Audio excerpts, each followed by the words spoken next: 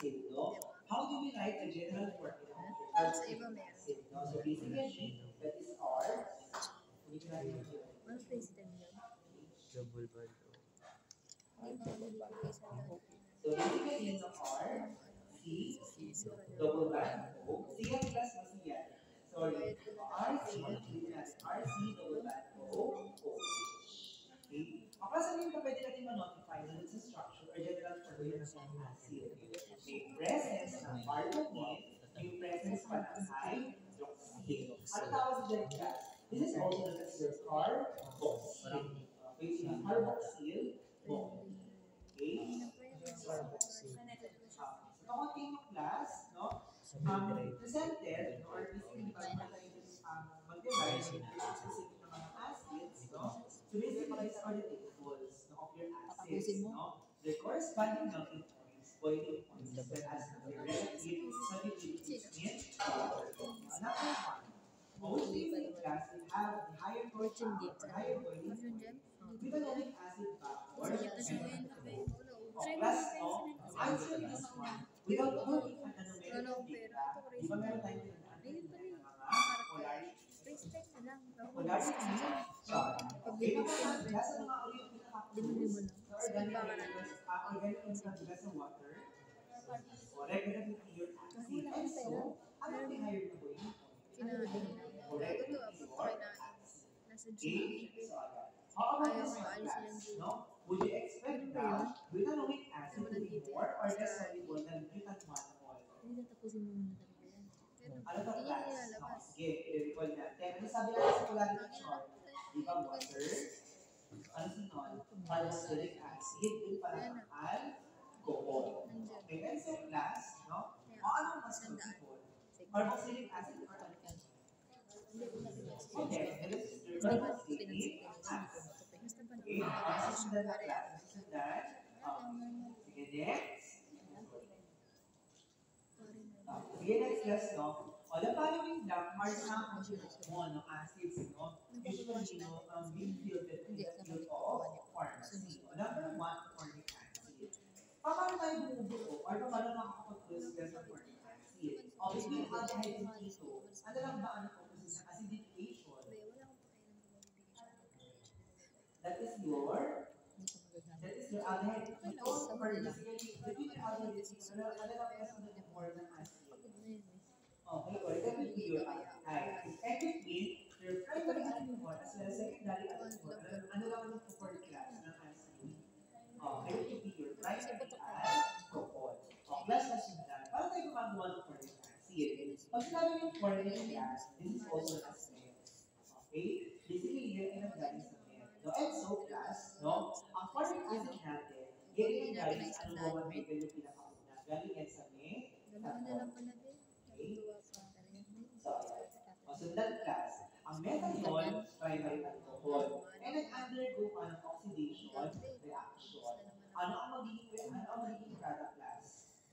Ulit-ulit lang tayo. Okay, correct, aldehyde din. Satan. Okay? Methanol, or yung tinatawag na, ay, so, tama. Methanol also known as your formaldehyde. Okay? O, class, no, further oxidation. Okay, further oxidation, we come up now to the ultimate, no, product, which is your formic acid, also known as your methanoic acid. Okay? So, okay, class, na ang formic acid, basically, no, when you are handling methanol, tsaka yung formaldehyde, bakit kayo pinag-aano class na pinag-gagawin? Because ang formic acid no class, no, it can cause what? Irreversible blindness. Okay? Again, kasi it can cause irreversible blindness. Okay? So, Reversible blindness. okay, next. We also have just na tinatawag natin ang acetic acid. Sige nga kayo mga class. Pag sinabi natin acid, ilan yung carbons? Dalawa. Okay, so basically, no, somehow, yung dapat na unang-unang material will be beginning with your head. No? Plus, nasundan nyo, anong pinakaunang product? Correct, ethanol. Okay? Ang ethanol gas, ano sabi natin? Ay, undergo ng oxidation or type of pathway. Okay, ethanol, also known as fluor, acetaldehyde. Okay? Plus ang ethanol nyo, or yung tinatawag natin plus na acetaldehyde, ito ang responsible sa hangover effect. Okay, kapag umiinom ka ng alak, no? Usually, nagkakaroon ng too much consumption ng ethanol or acetaldehyde sa area ng bulak. No? Yung umiinom ng alak. No? And in such cases, class, so basically, ang ethanol nyo, no, o by further oxidation, there will be formation now of the carboxylic acid, specifically known as acetic acid, also known as chlorethanoic acid. Okay? So, plus kung gano'ng kahalaga ang acetic acid, no, in the chemistry, because, di ba, this is what, no? This is the major component of your vinegar. Okay? Di ba yun? Ang major component is yung vinegar. Okay? So, okay, sige, next. We also have, tinatawag natin plus na yung benzoic acid. O, plus, no, ulitin na ulit natin. O, primary material. Sige na kayo nga. Ano ang primary material class? Yung pinakauna. Pamela. Ano pinakauna class? O, benzoic acid. Kanabitin mo, Ben. Ano? Benzol. Ano class? Nagchat sa sardine. That is your, okay, correct, your benzaldehyde, also known as your benzaldehyde. Okay, yung benzaldehyde. Sa ano? Okay, ano ba class? Ang further oxidation, Diba? ano nangyayari? Ito nga ang nagchat mo siya. Ulitin ko ba? Ulitin ko ba? Ha? Class, ano nga uli amoy ng benzaldehyde? Sige, ako nang pinigay ko kanina. Ano amoy ng benzaldehyde? Okay, correct naman. Di ba galing ito sa smooth, no? Plus, mabay further oxidation, ang benzaldehyde ay mako-convert Ayun, into masarap yan ah. Ang dami na. so, syempre, yung inyong benzoic acid. Finally, yung benzoic acid is a carboxylic acid. Okay? So, plus, ang benzoic acid, no, actually, ano ang kakalaman nito? Ang benzoic acid, kasi ang good ng pharmacy, ito ay ginagamit as what? A preservative. Okay? Wala na. So, ano? Na kung saan class, ang benzoic acid, kapag ito ay nag-combine sa sodium, it will form the salt sodium Type mo sasabihin ko. benzoate. Type mo sasabihin ko. Okay? Ang sodium benzoate class, now this is what? This is the first FDA approved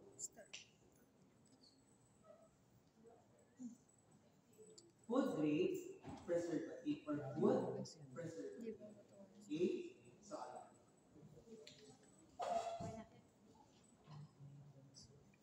Okay, sige, next. Teka lang sir. Ay, sige. Okay, Pamela. Pamela. Isang GC ba? Okay, sige, next class. So, we also have, no? So, basically, class, no, other examples. Natulad na ba sa inyo, class, kung paano mag-nila class? Hindi pa. Okay, ganito class, no? Actually, Sino kaya naman? sa lahat ng oriented classes. Ano gagawin niyo, class? Yung alkane, papalitan niyo siya ng uric acid. Okay? Ang ganito class, papalitan niyo lang siya ng uric acid. For example, bigay tayo example. Ito number 1. Yung medyo maliit na class na sinili na lang sa ions. Ilang number ng carbons? Bigat ka pala. Sinain. Ano yan? Okay, so basically, no, initially, no, yung left class na gawin lang na, or i-omit nyo lang, Ano na ka? yung last letter, papalitan nyo ng uric acid. For example, ng uric acid. Lulubog na sa lupa yan. How about this one? Ito class. Kapag may presence ng methyl, no, o ganun lang din, so syempre kailangan natin i-designate ang basically ang mga chains. Okay? And so, plus, no, kapag ganito, kapag multiple, ang present, no, ng organic chemical class, no, ano sabi natin sa ayuta, kailangan yung piliin yung mas high ang priority. And between these two classes, meron tayong acid. Okay, so syempre, ang robot ay magagaling sa dito. No? Number 1, number 2, number 3, and number 4. Okay, this is also known as what? Guys, 3-methyl. Okay, correct. 3-methyl butanoate.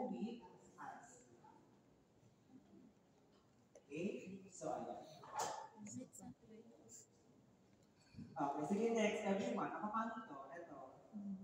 Yung may ano, yung Malas may malas aromatherapy. ka kasi. Basically, meron isang cyclic no, na acid. Ay, no, pag wala namang pera, kung sino.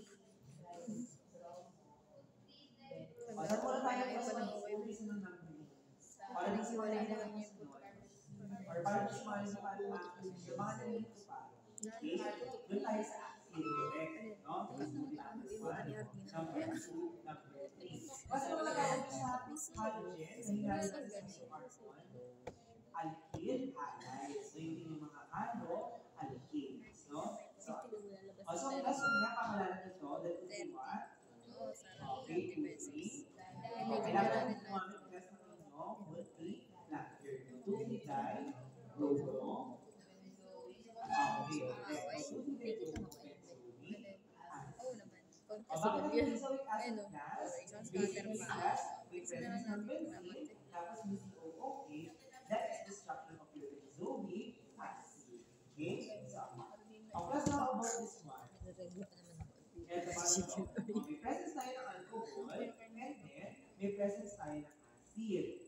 Okay? O, kailangan nyo mamili class, ano ba ang mas 70 pesos na lang yung pera naman. okay, correct, so acid. No? And so class, also kapag ganyan, no? Sa tayo ng number, doon sa right, correct, no? So this will become number 1, number 2, number 3, and number 4. O, class mo, pangalanan muna natin yung substituent. Okay? So, class mo anong pinapangalanan ng alcohol as a substituent? Okay, correct. No, hydroxy. No, yung inyong hydroxy. So, basically, this is what? 3-hydroxy. Okay, correct. 3-hydroxy. Ay, iba pala. Ano susundan? Dash pass. Next. So, basically, class, no, paano ba tayo makakapag-work? No, acid. Okay? So, basically, class, ang carboxylic acid kasi, ito ay naglalagay sa acid. Okay? So basically, pwede nag-undergo ng oxidation. Oxidation ng ano class? Primary and also secondary alcohol. Okay, correct. No, primary alcohol. And also class, ito yung pangalawang options. Partial oxidation ng aldehyde. Okay? So next. Plus, so these are just some of the qualitative tests in working out acid. So number 1, meron na tinatawag na test. No? Since ang carboxylic acid ay acidic in nature, mababa ang kanyang pH, kapag diniklara ito plus ng dulis na nangyayari, retention transition. Again, retention transition, diretso sa transition. Kapag sa gas, kapag sa red, magkakaroon na sa retention na okay, that's the next test. May natawag na test. Ang bicarbonate gas, based on acid. Based on acid ang bicarbonate. Okay, kung it's base. Meron tayong presence ng acid, undercarbonic acid. Base plus acid, ano sa type ito ng reaction? Okay, neutralization reaction. Kapag nagkaroon ng isang neutralization reaction, kasi di ba ginawa natin ito by 2, ano yung pansin? Nagkaroon ng freezing effect. Also known as Weber benzene. Also known as Weber benzene. Also known as Weber benzene. Nagkaroon ng degradation ng carbon dioxide gas. May formula freezing and station. Okay? So, and then let's also have no ester test. Bakit sinabi natin ester test class? Kasi, pag sinabi natin ester class, na madadagdagan naman natin mamaya, ang class ay binubuo ng ano? Na acid at saka ng inyong Para mabili namin acid ito. plus alcohol equals ester. Pero kapag amay, sa natin class, kapag amay, amine plus carboxylic Dari acid. paramihin mo. Okay? Also, guys, no, so basically, for example, the next class, no, for example, meron tayo salicylic acid. Win-win na ba yan? Okay, meron tayong salicylic acid. Or kaya naman, ang tinumbay natin Nabipansin ni Ma'am ito with what? With your method. Bomba yan. O resulting class is a Basta formation of agad. what? Methyl salicylate. Salicylate. Yung methyl salicylate mo class, this is an ester. Na kung saan class, ang methyl salicylate, ito yung naaano nyo kapag kayo ay gumagamit ng katingko. Ano pa? Kapag kayo gumagamit ng efficacy oil. No, that's your methyl salicylate. Okay? So, okay. Sige, next. Dilubos yung Okay. wala. So, we also have classes yung mga ester. Ang ester yung class, again, general formula na ano? RC, double plus, O, OR. Okay? Na kung saan class, ano yung pwede natin ma-assert? No? Kapag ester, alam mo yung benta natin? Yung hydrogen na nakakabit sa oxygen. No?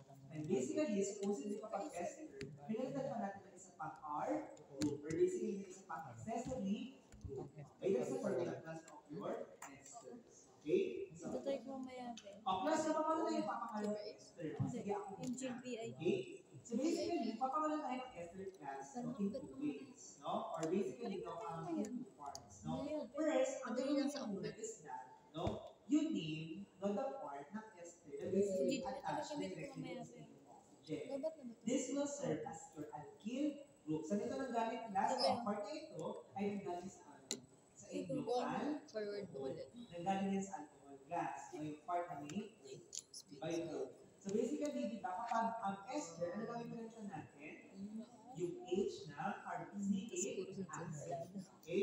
So, and so plus, no, basically, again, ang una nyo muna ang would be yung ang group na basically attached to letter O, no? And that would, no, that would plus, Ganyan, buhay mo naman. that would take class na yung name ng inyong group. No? In the present class, meron tayong apat na carbons that is your butyl. And then, sa kanya palang class, papakalanan yung part na kakabit doon sa inyong carbon na mayroong carbonate. Kasi ano, class, nanggaling ito sa ano? Sa carboxylic acid. No? O, ilang carbons class? Ilang carbon? Kasama yung carbon dito. Ilan? 3. And so, class, no? Butyl, eka, butyl. Okay, butyl, eka, butyl. Okay, so, class, ina kayo nga, ano paano to? Sir, ano ba? Malas O, ito muna. O, first step, sakitin. Sakitin, class. Sa, o, first step na, directly attached to sa inyong oxygen. Okay, o, din class. O, may presence na ng methyl. So, pang-example para methyl. Malas ko. And then, natingin na kayo dun sa inyong acid part. Nagiging na kayo sa part. So, ilan ang presence ng carbon? Then, what? So, this is what? Methyl, eka, Uy, balik na yung 50 ko. Dol. okay? Isang bawi ah. Bawi talo. Okay, sige, next. O, how about this one, class? 50 Eto, pesos. dito muna tayo. O, paano ito? Bumalik. O, pag nilito kayo, class, no? Again, Ang sa reply ko lang si Babe. direct Babe, attached spin sa na. oxygen. Ang spin. Oh, super ace. O, this is what? Benzene. Directly attached sa Saan oxygen. message kayo, bro? Ano tawag Sa na text lang yun. Pwede Yung yung mga ibang benzene. text. Sige nga. O, di ba magkaiba ang phenol at saka benzene? Bebe. Explain O, niya. ano yung class? Phenol or benzene? Correct, this is Hindi ba your ito pang text natin? And then, ang susunod na gagawin class, papangalanan nyo na ngayon yung part na directly attached dun sa inyong carbonate. Ilan class ang part na directly attached sa inyong carbonate? Ilan? Okay, meron tayong presence ng 2 carbons. And so, class, this is what? Phenol, eta, okay? So, sige class, how about this one? O, ito. Sige nga, ano na? Di pa yung sa JP? Paano ka class? Tapos may First step. tulingan mo. Gabi may ano. Anong first step class? Sa amount na mention, ito ay mention completed, no? So basically, ano gagawin niyo dito class? Ang first, no? To observe, ay hindi. O ano yung mapapansin nyo? Sige, hindi nyo mabuti class na yung na molecule. Ano na mapapansin nyo class?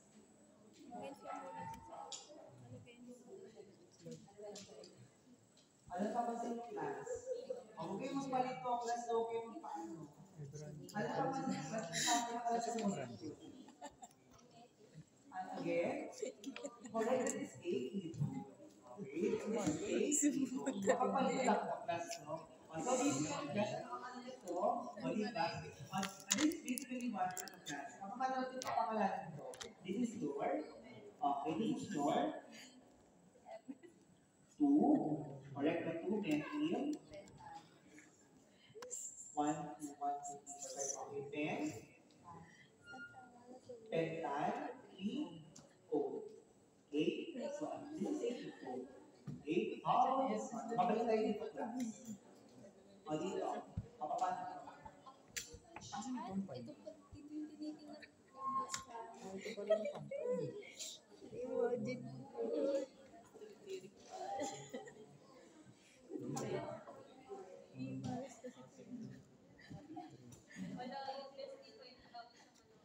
Ganun pa bilang? O dapat dito? O dapat dito bilang? Ito ang mas paano ito? Ako ng baby. Ano ba dapat? Bilang dito kasi malapit sa dito. So, this is the class, pantolini, this is your 2 methyl. Dapat ba dito bilang? Kasi malapit dito. Okay, 2 methyl ethyl. Ano sa class? 2 methyl ethyl, then Zoe. Okay, so 2 methyl ethyl, then Zoe. Okay, so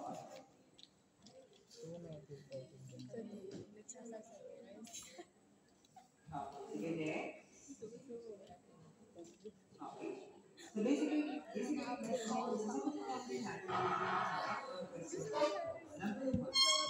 Which was the higher point of this? Ito ba ay pentanol? Is it pentanol? Or basically ito ba ay pentanol? Or basically ito ba ay ano ang may higher point of your class? O, di ba pag-usapang boiling point sa katingin? Sa pula, ano ang mas malapit sa water? Wala, acid. So, ano ang mas malapit sa boiling point? Yung inyong methanolic or basically this is propanoic acid. Okay? So, how about this one, class? Ano ang may mas mataas na solubility? Ester ba or acid? Acid or ester? Correct, this is your acid. No? Acid. Okay. Okay, plus na paano tayo kung ano once again ng ester? Ano ba yung kailangan natin plus para makakuha ng ester? Kailangan natin ng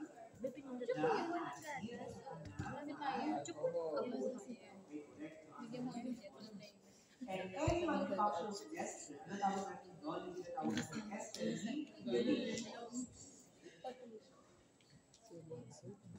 okay? Tapos saan kasi ang sabi nga natin sa summary lang natin, yung alcohol na part, ano yung technique ko kasi yung alkyl ba o yung mismo ester? Kapag alcohol, yung inyong alkyl. No? Kapag acid, yung mismo ester. Okay, yung mayroon ko, okay. Sige, next. You also have a present na tawag ng ferric hydroxylase. Kapag sinabi natin ferric hydroxylase, usually, we do have here the presence of what is meron tayong presence na amin. No? And in such cases, guys, nakapagkakaroon daw ng hydroxylation, ito tawag ng hydroxylation. Basically, class, na yung ester ay makakonvert into one of its different units using acid. And by further conversion, in ferric chloride, there will be colored complex. Anong kulay, class? Ito. Anong kulay nito, class? Anong kulay? Somehow, no? Rusty.